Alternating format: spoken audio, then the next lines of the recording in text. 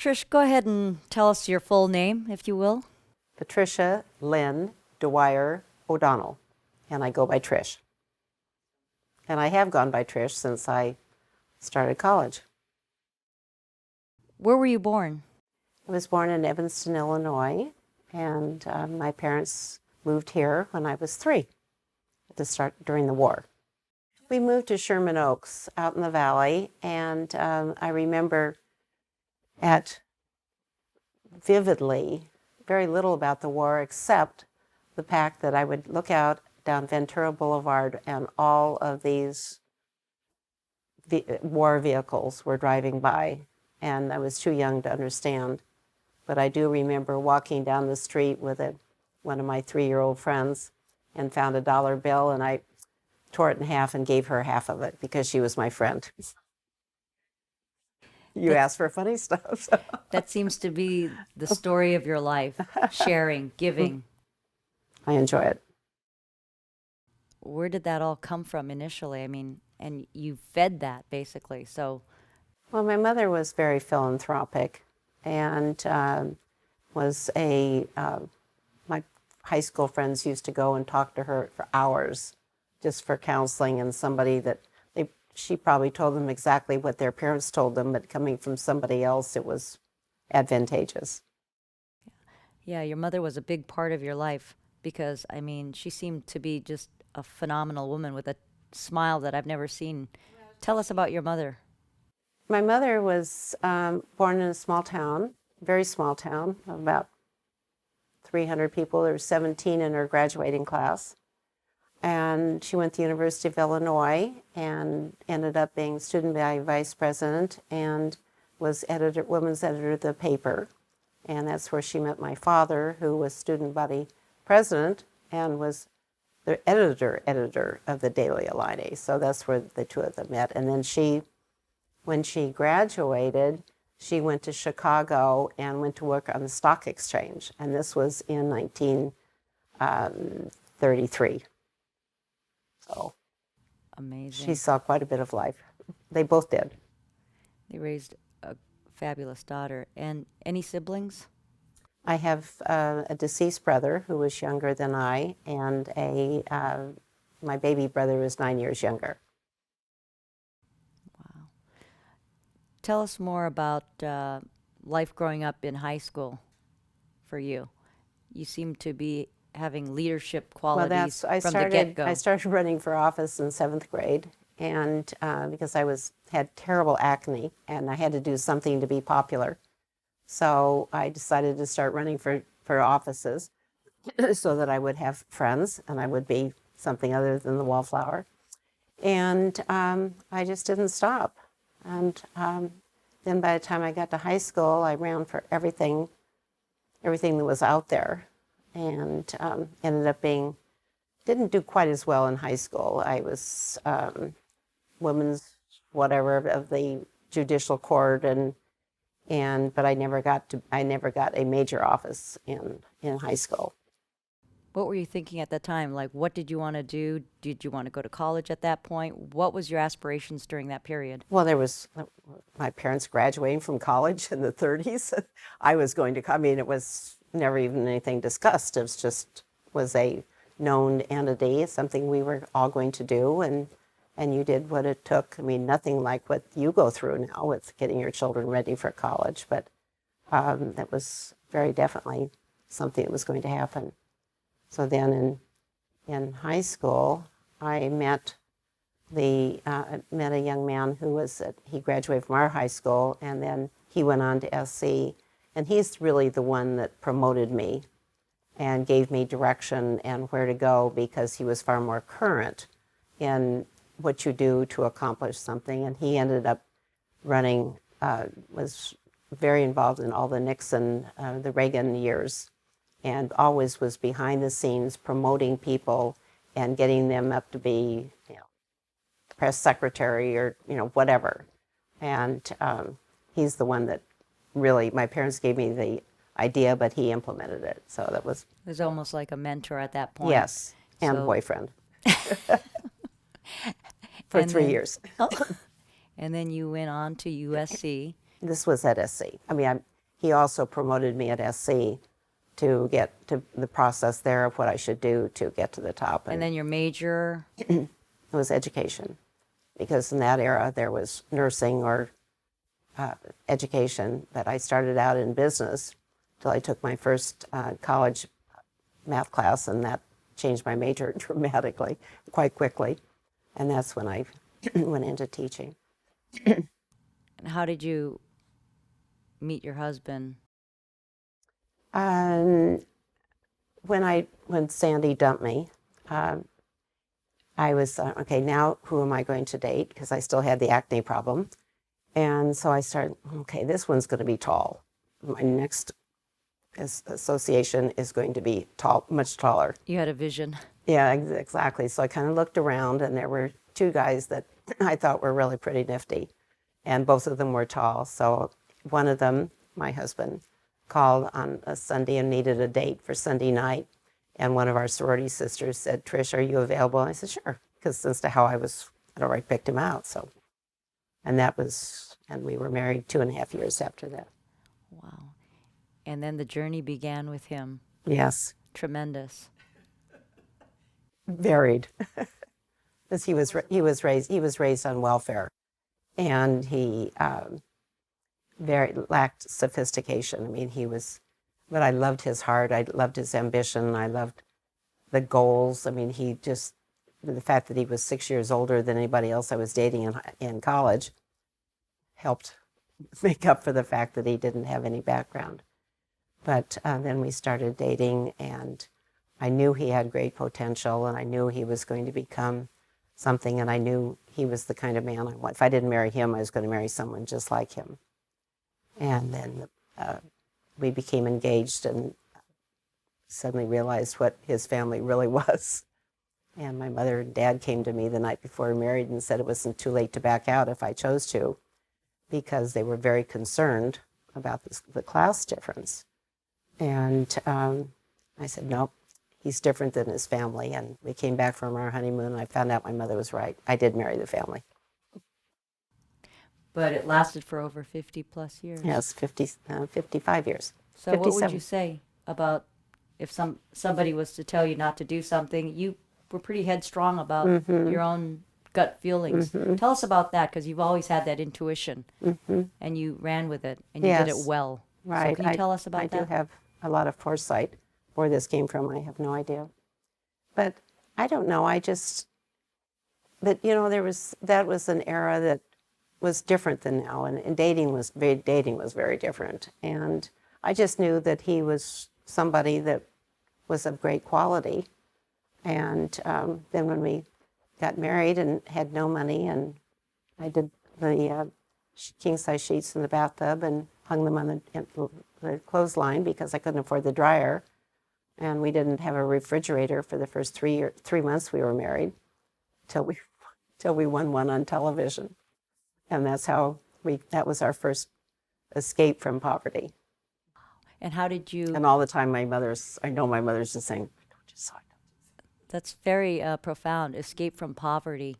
And how did you continue that vision to just keep reaching forward into the future to make your lives and your children's lives better? Well, John was the motivation at that point. I mean, there was no way he was going to continue the life he had in the past. And we just did it together. I mean, it was just what we were going to do. There was no discussion or no evaluation. Well, what do you think about this? It was just, we had our goals set, and it just happened.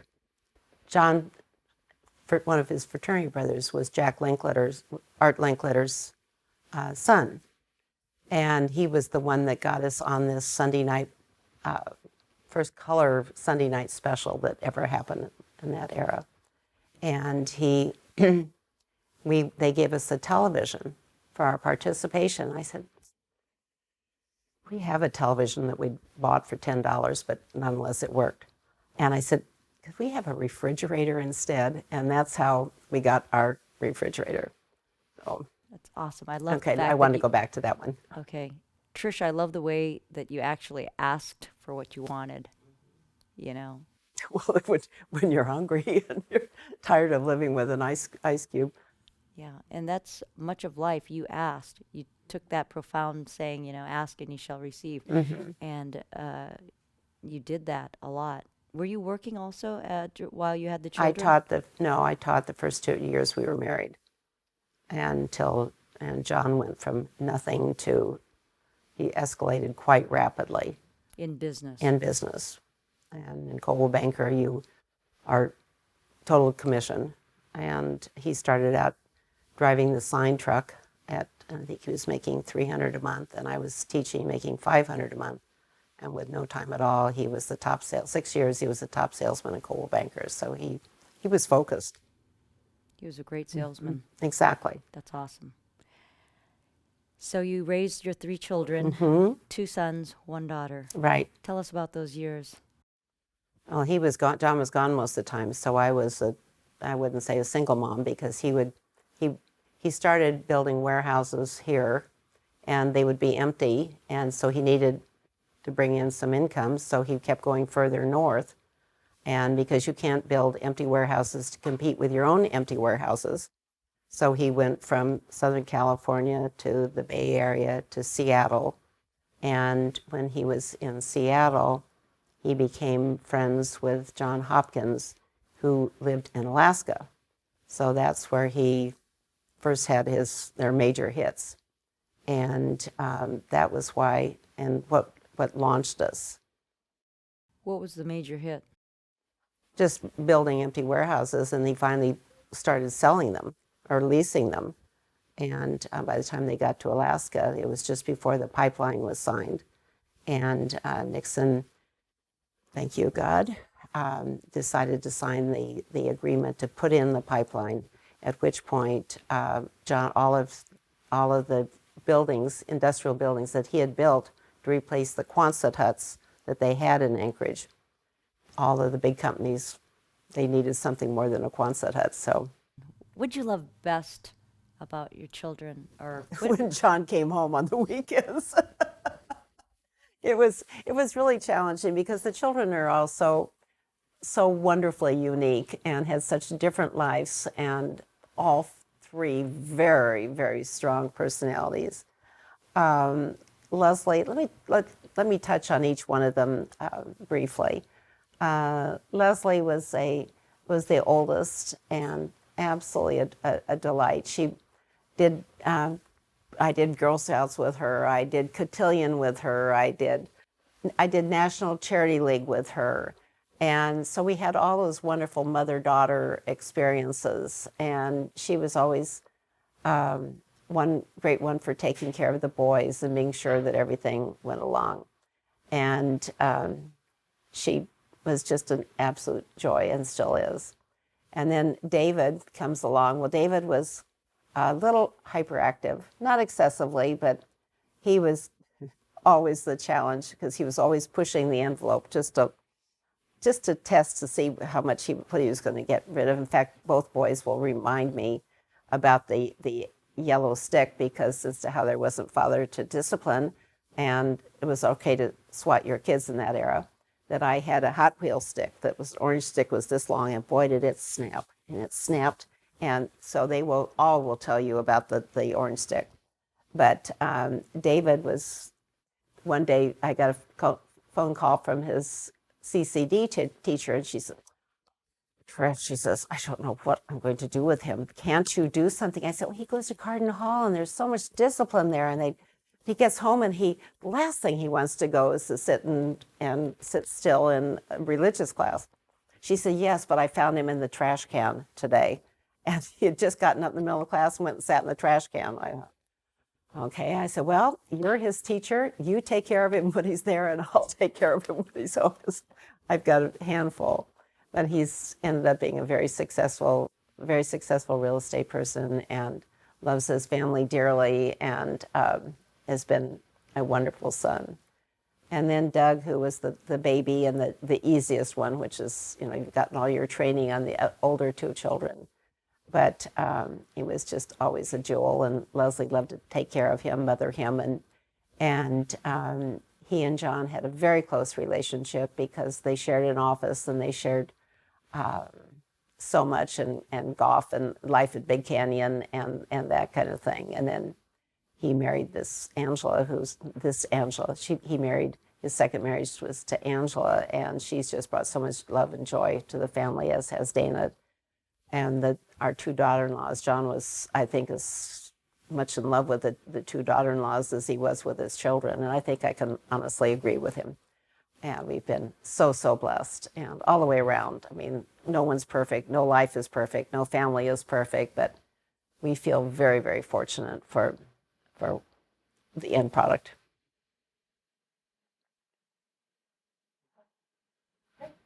That's good. Well done. Chris, we got to get Christian in there. Okay. So right after you were speaking At JD at school, and so I think I played need to, Oliver Peter. yeah, and I touched Probably back. had a little bit, yeah. You could probably do just. Christian is the youngest grandson? Right. So mine are, so Oliver and Peter are Doug's children, and they're older than my boys. They had kids beforehand. And then it goes JD and Christian, my kids. Because I was emphasizing Ollie, but on the fact that the influence he made on the other children. It wasn't on I wasn't highlighting him too much. I told about Peter's career and how he's da-da-da. And JD is at Being at Webb. okay, let's go back and now to the other two. We spoke at length about Ollie and Peter and what amazing young men they are, and now it's time to talk about the Mexicans. And we've always referred to Leslie as the Indian, and David's and Dana's family is the Mexicans, and Doug's family was the domestics. So we'll go back to that terminology. So we'll discuss the Mexicans now, and JD has gone to Webb and is doing exceptionally well.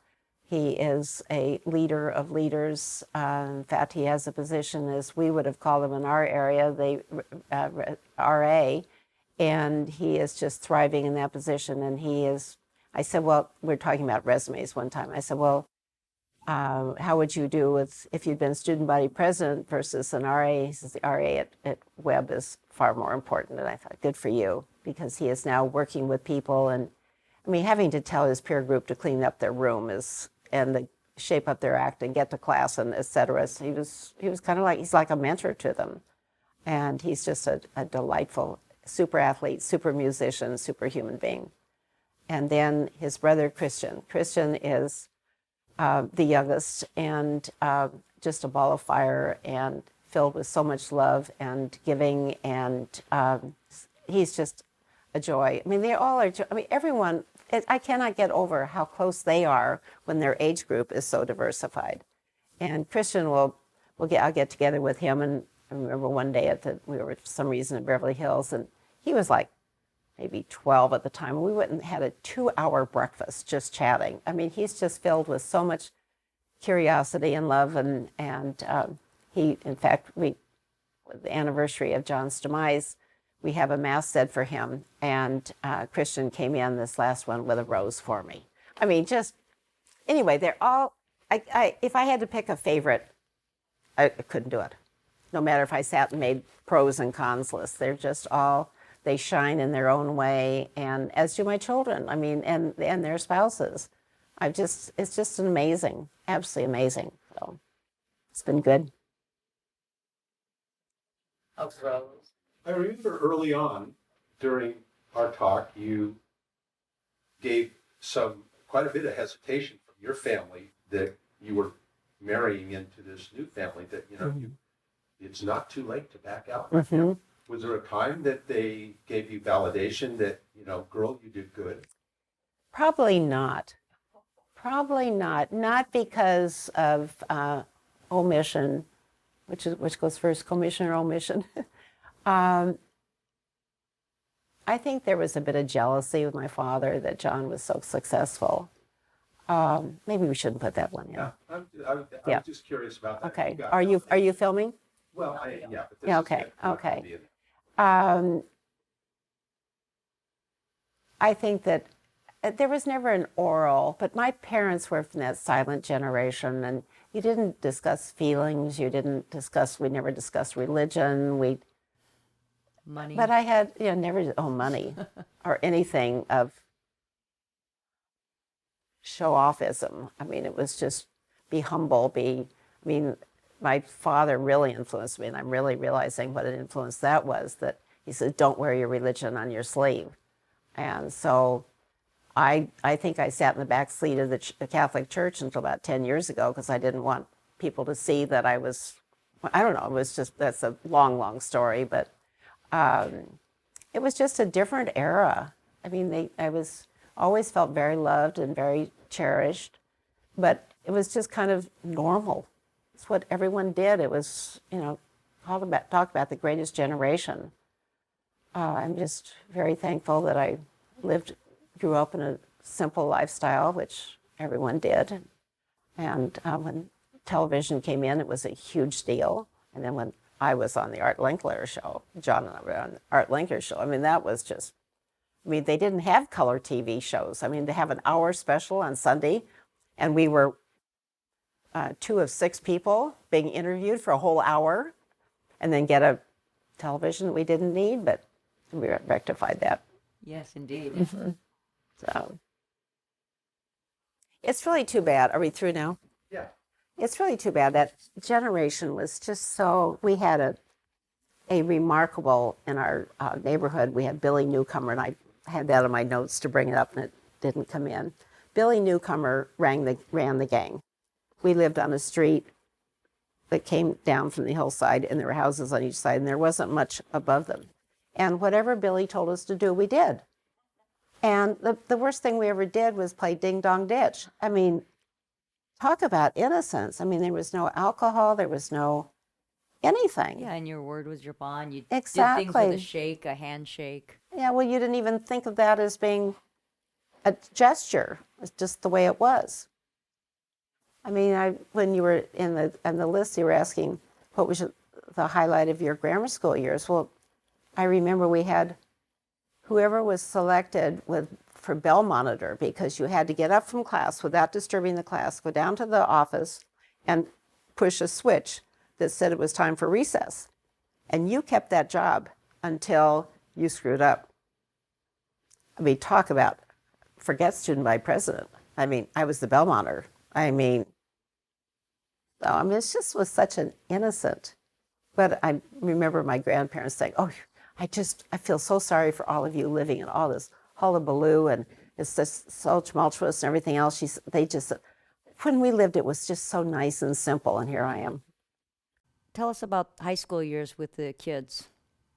How was that? Well, that's when he was gone, conveniently. So you were pretty much the disciplinarian? Yes, and then what was he'd your go. philosophy with the kids? Well, we'd always raised them very positively, with positive attitude and goal setting. In the late 60s, we went to what was called the PACE organization, and they were teaching positive attitude and goal setting and that type of thing. And we went to that seminar, and actually I ended up being vice president of the children's camp situation for summers and during the summer vacation. And so our children were raised, think positively. What are you saying that you're going to fail this test? Of course you're going to fail it if you think you're going to.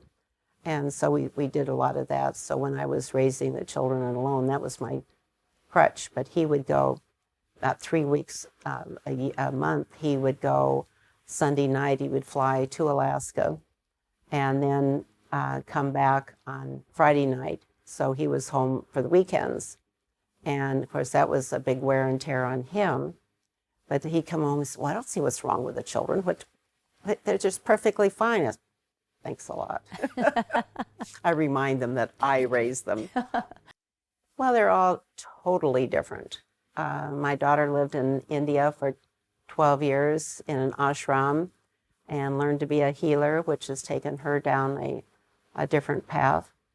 And then Dana's husband, David, started out in real estate here and decided that he wanted to go to the East for business school, and he had to have a second language, which he didn't. So for the summer, he went to Mexico City to learn a second language, and then he told his father, he says, I'm not leaving. And so he stayed on and became very successful, came back here, married Dana, who he had dated in high school. And so they have two fabulous young men who are bilingual, bicultural, by citizenship, and totally wonderful young men. And our youngest son, Doug, who was the, quote, baby, he was only 3.5 years younger than David, but the baby in the family. And he and his wife, Angela, who's been a stepmother to their children since Ollie was 6. So she's been a major, positive, wonderful influence in all of our lives. But they moved to Beverly Hills, and then from Beverly Hills to Miami. And I miss them a lot. But they've got a wonderful life there, and they've done. It's been really good for them. At what point did you move from Sherman Oaks or the LA County to Lido? How did you find this fabulous real estate? Well, I was in Sherman Oaks when I was 3, and then I went through grammar school, junior high, and high school in the Valley, and then I went to SC and met John, and then we went from SC to an apartment there to Palos Verdes. Palos Verdes was our first home. We were there for 5 years, and with business, he was transferred to Orange County. And we went to a tract house there, to a nicer home under the airport. And then after the airport noise started becoming an issue, we moved here. Actually, that's kind of a fun story because Tell us about it. The children had been wanting to move to the water because this was their high school and this was their roots, and they were surfer guys and that kind of thing.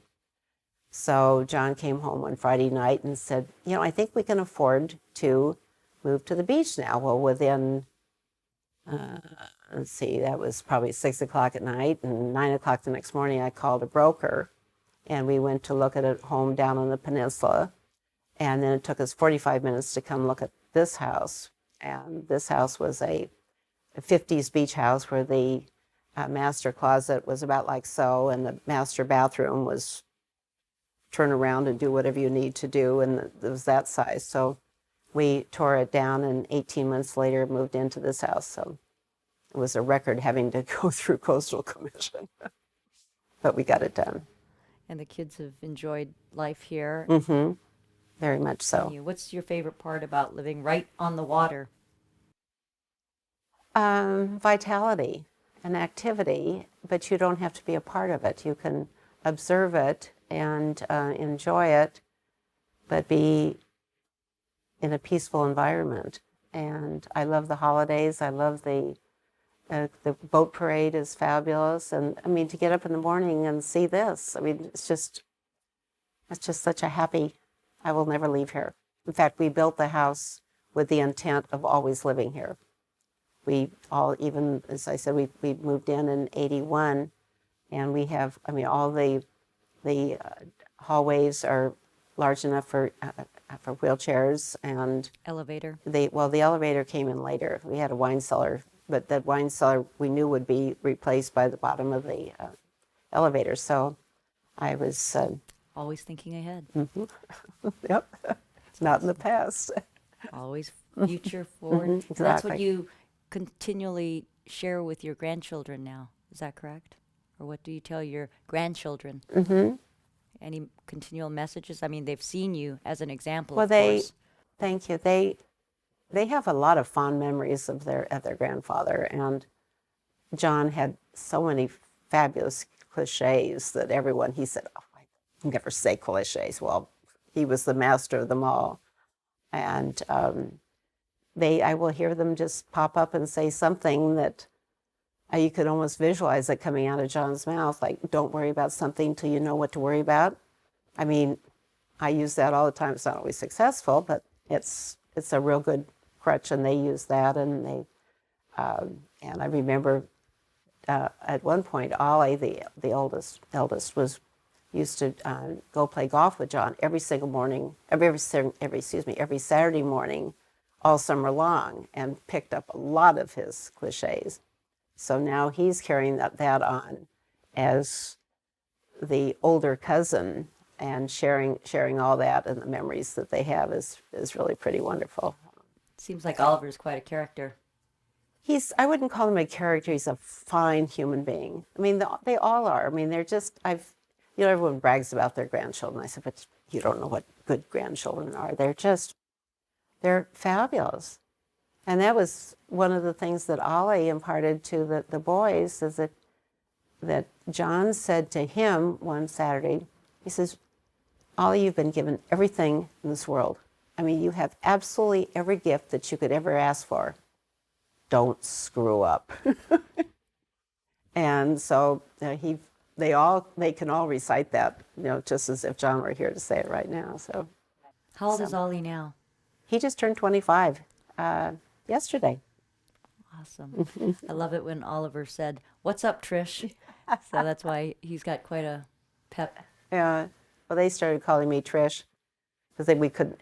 Their mother, and Doug could not figure out what they were going to call me, and so they said, "Well, let's try Trish," and they basically slipped over to Grandma, but the Trish part was really pretty special. Tell us about But his son, their other son, Peter. Let's go back through the children. Oliver, the grandchildren. Ollie has just been accepted to Columbia. He graduated from Miami. He's just been accepted to Columbia to go to business school, and also is applying to SC, and won't tell me which one he's focusing on at this point. But he's got a fabulous school to go to. And his younger brother, his brother Peter, also graduated from Miami, and he is gone into real estate just within 6 months made his first deal. He says, Grandma, I've made my first deal. I mean, I thought, oh my gosh, here we go again. It's just this recording of everyone is in real estate, and so you share all those memories, which makes you reflect on when those things happen. 100% commission. Exactly, living on commission. And then David's and Dana's oldest is doing exceptionally well at Webb, and is just all of them are just phenomenal. But everyone says that about their grandchildren, but mine really are. So I've got two of them applying to college, one for for college, and the other for business school, and then one applying to high school. I thought, oh, God, I've been through this route before. I mean, this pain of acceptance. And in our era, if you got a thick envelope, because that gave you housing and everything else, well, now you just all do it you get a text message. I thought, that's not as dramatic as getting that thick envelope versus the thin envelope, which told you, sorry. So, but anyway. How often do you talk with your children now, your adult children? Not as much as I would like. Everyone's terribly busy, as am I, so I can't, And what are you doing these days? Dana's husband will call, and somehow he always calls me when I'm walking out the door, but at least he's making the attempt, and it's just, and I'm busy. I mean, I can't fault them when I'm walking out the door. So tell me a typical day what you do, Trish, here these days. Oh, typical. There's no such thing as typical. What are you passionate about now? Well, I work out every morning doing gyrotonics or walking or physical therapy or whatever. And that's just something I've always done for 40 years. And John used to laughingly say that if we couldn't work out first thing in the morning, we'd start drinking at lunch. So because we know that working out in the night just doesn't, other than walking, doesn't work. So that starts my day. And then oh my gosh, there's, this age, there's a certain number of doctor's appointments and body maintenance, which takes a little longer than it used to take. And I'm very involved, and I work with the homeless at our church, and I'm very passionate about that. we see about 380 people a month, and give them little survival things like a $5 McDonald's card or a $10 Stater Brothers or one-day bus pass or something that, and they use the bus passes to circle around to all the charities to pick up another gift certificate. But I do a lot more with that. All of us do counseling to a point that if it's a mother with small children, there are certain charities that will take them in and find housing for them, and there's the people that, they can go certain places and get free meals on Monday, Wednesday, and Friday, and then other churches. I mean, there's such a plethora of possibilities out there.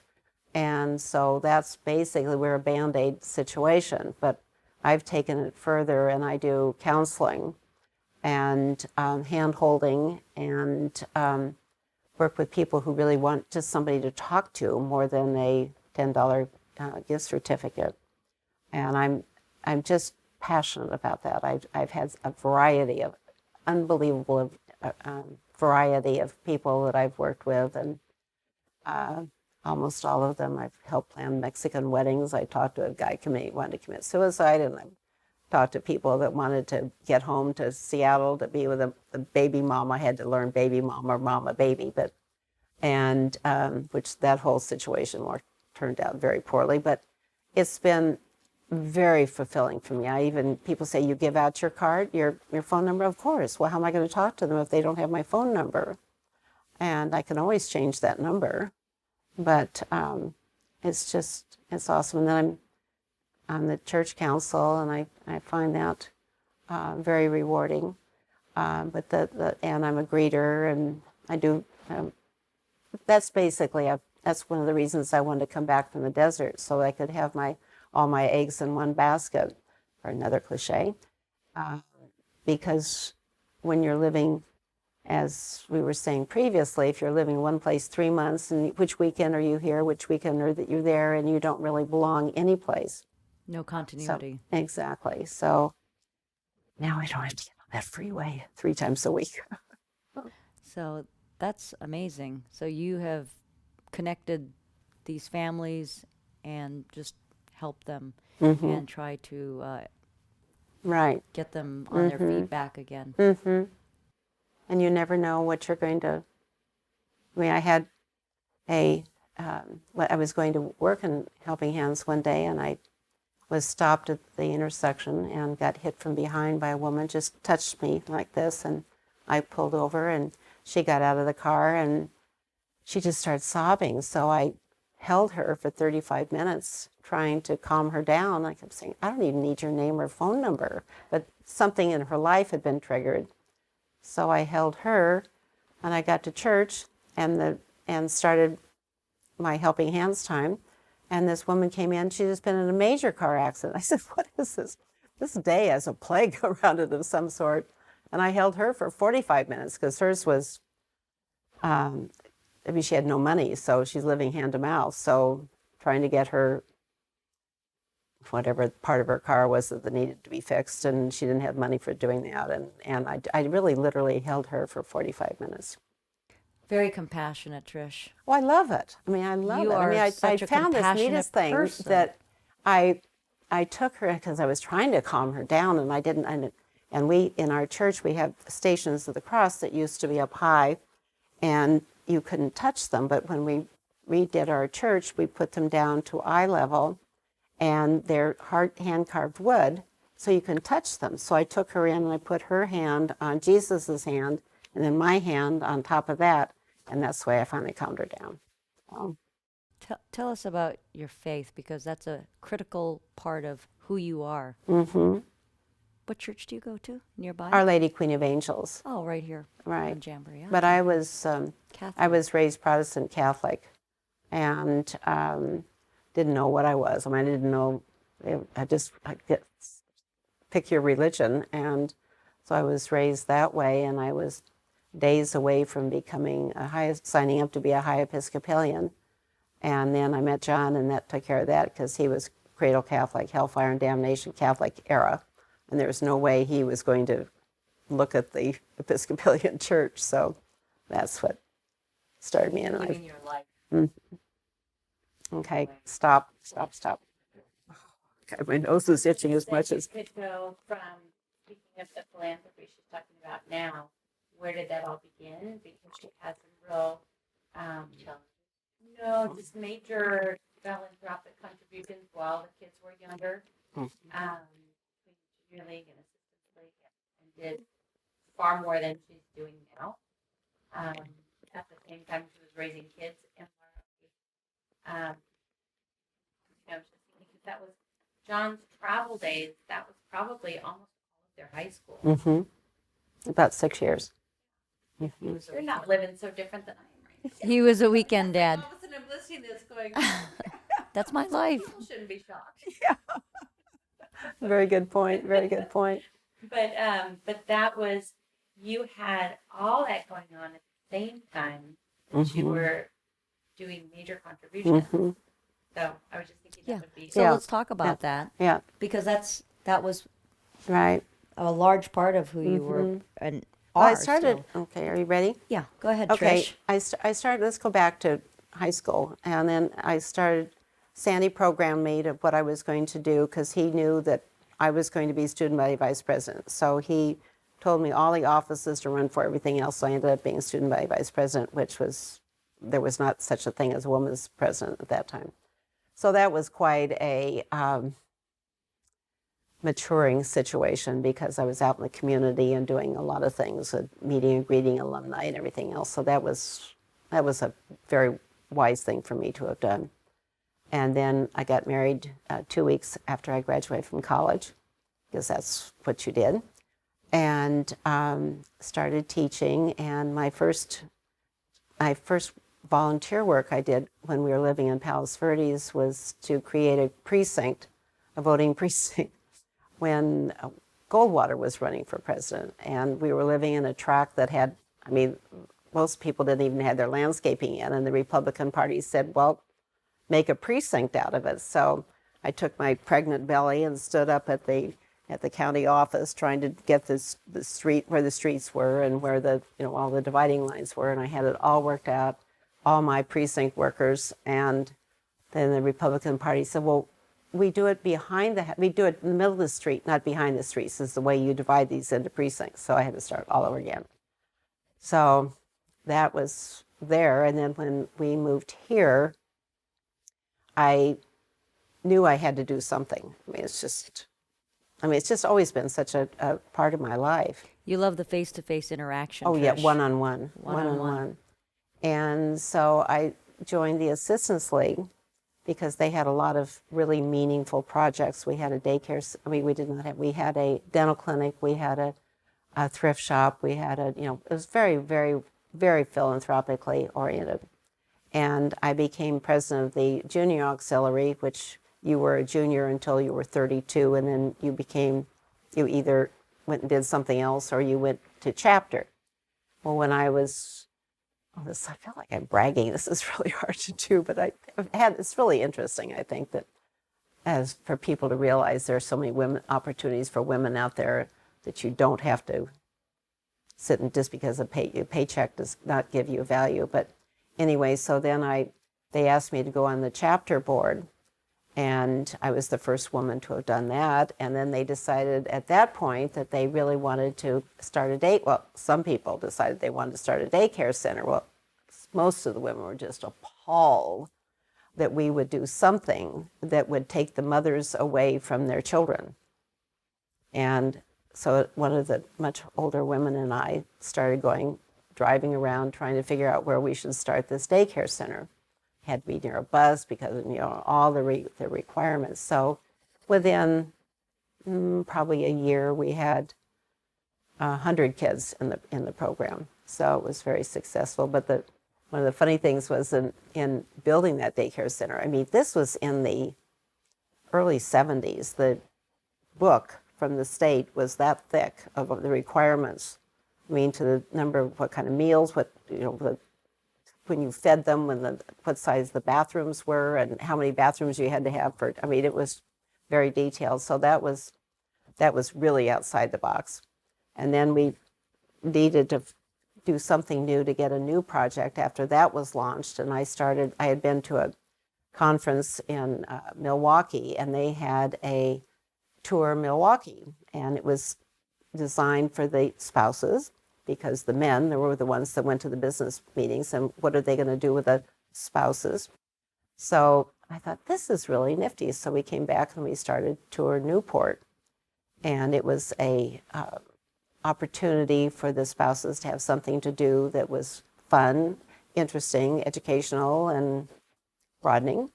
And so we went through all of the state's ramifications of that, all the requirements and the insurance and the writing the script for the speaker. What would you call it? Speaker, another word for that. And so we did that, and that only lasted about 2 or 3 years because of the fact that in Assistance League you have to 51% of the money has to go to the charity. Well, we couldn't make enough, so that folded, which was too bad because it was really fun. And then I started in. Then I went into Angelitos de Oro, which at that point was the only women's charitable organization in the beach area, and they needed to have a new project because they raised $25,000 a year for Big Brothers Big Sisters, and they made it all by selling a calendar. And any of you might get a picture of your family, and then the first week in January, picture of your family, second week in January, and they made $25,000. Well, not suddenly, it became evident that we needed more money. So I then started the idea of having a speaker program, and we had some really good Barbara Bush, and we had Maya Angelou, and that was quite an experience because some of these people, when you deal with agencies like this that deal with these people, all the prima donnas out there, that we had one speaker that we were very interested in having, and they said, well, you have to understand she has a few situations that must be met before she can sign the contract. And it would be, first of all, she can only give 15 minutes ahead of time for pictures with her and the honoree, and a donor. And then she also has an allergy to seafood. And I said, well, it's not a problem. We give her chicken salad. Well, she can't have it in the room. I said, well, okay, we'll have tuna salad. And they said, no, in the hotel. So I thought, X her, and that was the end of her. And then we went on to, I'm trying to think what we did after that. We went through an era of fashion shows, and the year that I was president of Angelitos, we had a major fashion show for lunch and a major fashion show for dinner. So that was a huge thing. That time we made $250,000. And then 10 years ago, I brought the partners card, which I discovered in Texas, and it's Dallas's major fundraiser to date. And I at Angelitos member will offer to you a ticket for now $60. And during 1 week in October, you go to the whole list of stores and buy everything at 20% off. So I've been trying to promote, which they still haven't come upon, but promote the idea that start getting people to do their Christmas shopping then, because then they can have all their Christmas shopping done, their presents wrapped, and enjoy the holidays.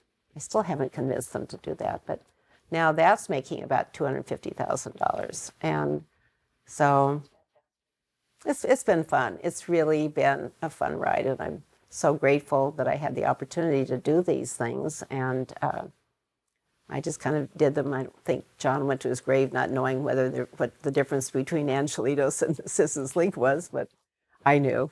And that's awesome. Hopefully Barbara Bush wasn't that much a work, was she? oh, she was fabulous. Fantastic. Excuse me. Oh, God, sorry. I know I'm not supposed to be itching my nose.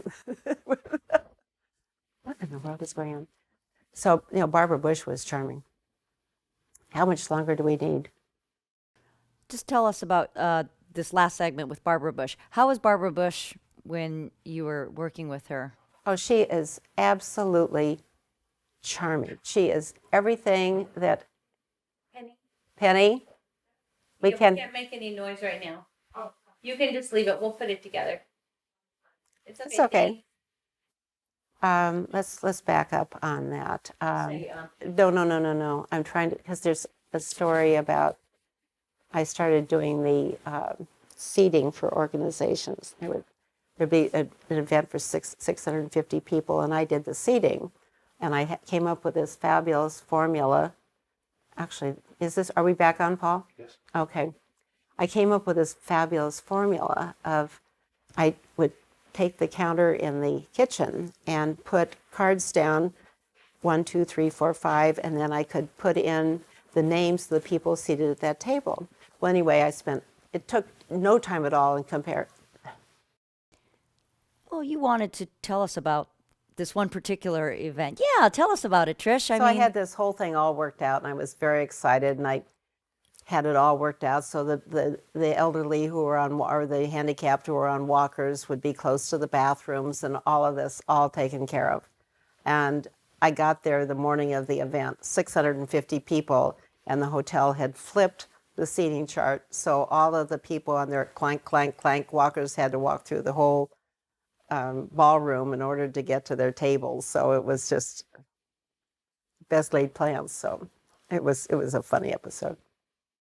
How was that one story that you were saying? How was it working with Barbara Bush? Oh, Barbara Bush. She was just absolutely delightful. And I remember more of a specific event that was a very small dinner party fundraiser that we were invited to. And there were only about maybe 25 people there. And we walked in, and she was at the door greeting with the hostess. And I walked in, and within 3 minutes, I was calling him George rather than the president. It's because she made us feel so comfortable and so at ease and so natural. Just an amazing, amazing woman. Long ago, when probably 15, 20 years ago, we started having a big trip every year because our family we were so splintered. And it was drastically important to me that we keep the family together. So we would plan a trip big enough and exciting enough that people would come, and they did. And so we've always done things around what the boys wanted to do, more. It had to be cultural, it had to be political, it had to give you some kind of scope, but it got more and more and more windsurfing and, all of the toys from the boat. But so come my 80th birthday, I just said, okay, this is what I'm going to do, and we're going to go, and you will come. And so I planned a trip to Israel, copycatting a trip that we had taken 10 years ago with Jewish friends of ours, and it was just a remarkable experience. So I rehired this company to, instead of a group of 65 people, there were 10 of us. And we did just about everything that the 65 of us did 10 years previously. But it was just absolutely remarkable. And we would go from something very emotional, from Christmas Eve, we were at the Church of the Nativity, and where Christ was born, and knelt before the alleged place where he was born, and just so many. Then we would get on helicopters and fly someplace else, and we ended up at the Dead Sea one day. And the picture I was showing you was all of them had gotten, not I, but gotten into the Dead Sea and had mud caked all over them. But it's really surprising that the boys, I thought they would kind of deep in their hearts blow it off. They didn't, and it really sunk in, and it was so vivid of what's happened in their the parts of their Christianity, and then the difference in cultures and the difference in political beliefs and everything else. And it was just amazing, absolutely amazing. And one of the highlights actually is they all left earlier than I did, and I had that last day to myself. And I decided to walk through Tel Aviv, and I heard all of this great gospel music coming from a church. And I went over, and lo and behold, it was Catholic, which didn't matter, but it's what it was. And I walked in, and they were all black. And it was a very small church, maybe 200 people at the most. And it turned out they were Nigerian. And I don't know when I've ever been in a situation where I was the only white, when I was so white and they were so black. And I've never heard, well, gospel singers. I mean, there's nothing like a gospel singer. And it was 11 o'clock on Saturday was when they had the church, I guess. I mean, I never got into that detail. But to see their essence of community, their belonging, and they were not poor. I mean, they were there and they were doing quite well. And then, but afterwards, when they would be giving the things that in our church, they would say, well, don't forget the fish fry on Friday and everything else. But their lectern who stood up there and said, who left this jacket at church last week? So, I mean, it was such a essence of community. It was really, for me, one of the highlights of the trip. But we went into Syria and we just did all sorts. We spread some of John's ashes in the Jordan. What would you say to your grandchildren now? What's some quotes from you? What's your motto for them? What's your motto for anyone? Well, I would have to steal from John because that's just such a family thing that he should get credit for all of it. But I want them to enjoy every day because, especially in this day and age, there's so much going on and you really don't know. You don't know. And I think that as young people, death is out there. Everyone knows they're going to die. But you don't think about it. And when I turned 80, I suddenly felt the door coming this way and realizing that I've got to get out there and do what I want to accomplish, make as much of a difference as I can before my time's up. And it was just this, whew. And now it took me about a month to work through that.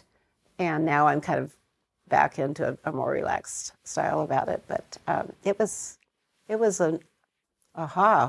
an aha moment. And I think that, because we always say enjoy every minute and but when you see that door coming to their eyes, it becomes even more important. And give. And I can understand that when you're in your 50s, you're so focused on your career and your families and everything else, there isn't a lot of time to give back. But it can be done so simply. Somebody gave me the most wonderful gift, and I wish I knew who it was. It was probably about 20 years ago, and they said, every day, say something nice to somebody. It has to be somebody that doesn't expect it, and it has to be real. And a classic example is there's so many people that are just bashed around in life, and especially, cashiers and markets. And does anyone ever stop? And so often, so when I see somebody, I see something in them that needs to be complimented. But especially those are, you're going to check off one a day. That's the easiest one to do. And just to say, wow, your smile really makes me happy. And look at your smile. I mean, look at your smile and your teeth. I mean, how could you sit and look at you and feel, poor me? I mean, just to look at what's good out there and be grateful for it and acknowledge it.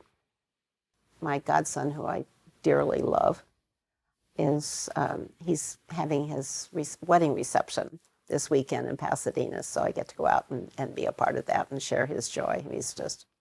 He's a pretty amazing person, and we're very, very close, so it's very special. I'm very close to my nieces and nephews, so it's just also a major blessing. So I've had a good life. You have siblings that, tell us, are you close right now with one? Well, my oldest brother died, 19 years ago.